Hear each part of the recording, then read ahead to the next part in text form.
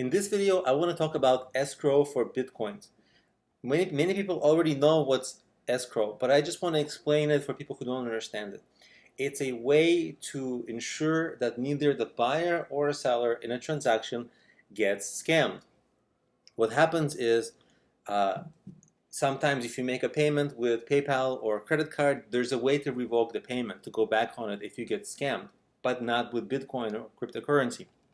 So you need more trust. The way you get more trust is with escrow. It's essentially a third party that only releases the money when the money and the product is delivered, right? The things that's being exchanged, when both parties have agreed. Okay, so it's a layer of trust. The main thing that's gaining steam in the cryptocurrency world is this escrowmybits.com. You can watch the video how it works.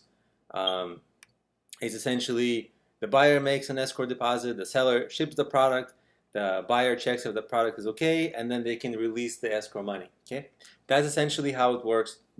Now, is there a lot of activity here? Not tremendous amount, because look at this. Become transaction 907. Really? I would have thought there's a lot more transactions. One reason for that is that even if you use this, the question of trust isn't solved. What if there are bugs with the software? What if there's a problem? Like all these companies, they are somewhat new. The whole space is somewhat new. So isn't it easier to work with someone you trust, or transact with someone you trust, or to set other parameters, maybe like a contract or something else, or other methods of trust that work better than this? And escrow services are also not that popular because they usually take a percentage of your transaction fee, which is extra cost. So who wants that, right?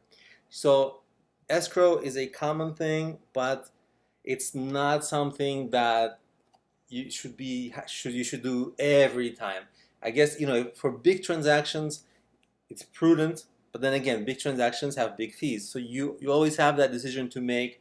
For your safety, it's recommended that you use escrow, but there are other options for safety, and I'll explain that in the next video.